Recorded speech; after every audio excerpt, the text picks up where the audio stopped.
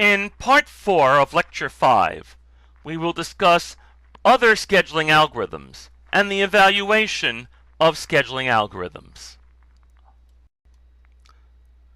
In a perfect world, n users would each get 1 over n of the processor's time. If we enforce this promise, we now have the guaranteed scheduling algorithm. Over a given time frame, we track how much CPU time each process has used. Then we compare this to the time that the process is entitled to. If the ratio of actual CPU time to entitled CPU time is 0.5, the process only got half of what it should have gotten. If the ratio is 2.0, it got twice as much as it should have. Then it works like a priority scheduling algorithm. Whoever has the lowest ratio goes next until it's preempted. Lottery scheduling is a stochastic algorithm where every process has tickets for the next lottery, with the winner getting X milliseconds of CPU time. Over a long period of time, it should be almost as fair as guaranteed scheduling, although this will not be the case over a shorter period of time. Lottery scheduling offers the opportunity to reward processes with extra tickets, giving it the opportunity to get extra CPU time, and it gives cooperating processes the opportunity to exchange tickets so one can take the other's turn. Multilevel queue scheduling is a different sort of priority scheduling, where we may require all higher priority jobs to be scheduled first, or that there is a certain mixture of priorities that we expect. Multilevel feedback queues provide a variation on this. In the example that you see here, a process that is preempted is lowered in priority, but also gets a longer time quantum. If it is preempted here as well, it will continue to work its way down. The same thing can happen in reverse, where if processes finish ahead of preemption, they can work their way back up. Everything that we have discussed so far has applied to single processor systems. Scheduling a multiprocessor system can be much more complicated. If the processors are homogeneous, that is, the processors have identical functionality, it's a lot easier than if they are heterogeneous, where the processors have different functionality. The single biggest advantage of homogeneous processors is that they can do load sharing, where the processors all accept ready processes on an equal basis. Load sharing can work with separate ready queues or with a common ready queue.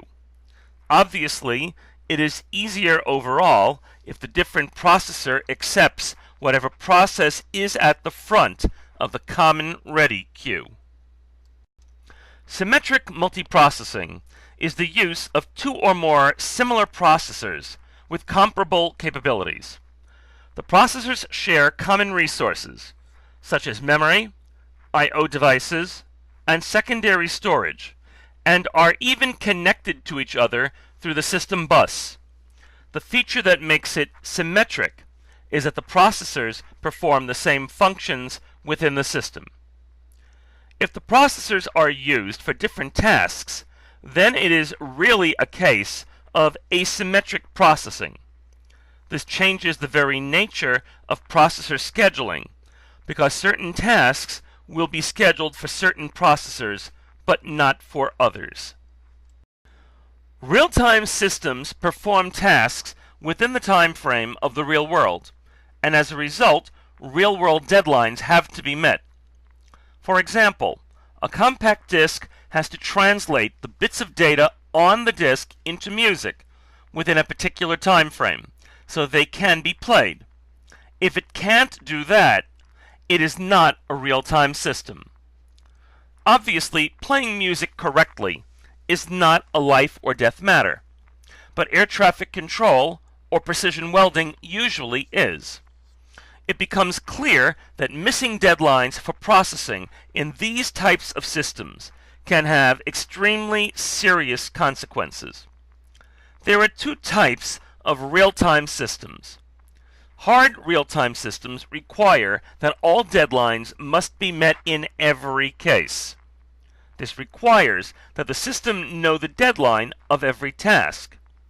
If the deadline cannot be met, and this requires that the time requirements of a task must also be known, it will reject the task. Systems like this can't use secondary storage or virtual memory because they adversely affect the system's ability to predict how long a task will take. Soft time systems are less strict about deadlines.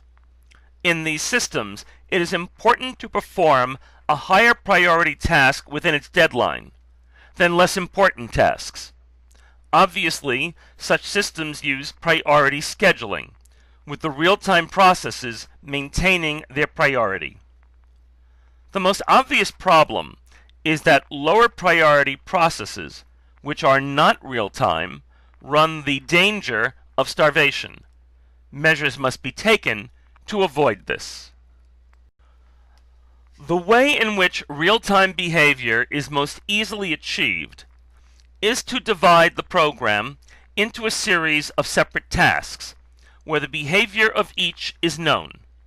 Most importantly, the time requirements of the tasks must be known so you can tell if deadlines can be met.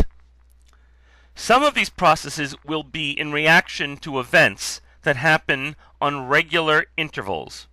These are known as periodic events. Conversely, events that happen at irregular intervals are called aperiodic. Periodic events are more easily handled because they give us a way to calculate the load on the system. Assuming that there are m periodic events, and that each event I has a period requiring c sub I seconds of CPU time, we can sum up the fraction of our time that is accounted for. If this exceeds 100% of our available time, the system is not schedulable. If it is less than or equal to 100% of our time, it is schedulable. Studying the performance of an operating system requires that we be able to evaluate the performance of various scheduling algorithms. There are several ways to do this. Deterministic modeling is essentially what we have done in examining our various scenarios. Queuing models involve the use of queuing theory to determine how long our various processes will have to wait. Simulation is using a mathematical model to emulate the processes that our computer will go through. Deterministic modeling assumes that we have a predetermined set of data, and we will determine the performance of our scheduling algorithm based on that data. It is called deterministic because knowing the input of our model completely determines what the result will be. While it is an easy model to understand, its usefulness is somewhat limited because it only tells us about the data sets that we have used. Simulations are stochastic processes where we try to use random numbers to simulate what we are likely to find. It may require huge amounts of computer time, but should give us results that are a lot more likely to be representative of actual computer usage than what deterministic modeling gives us.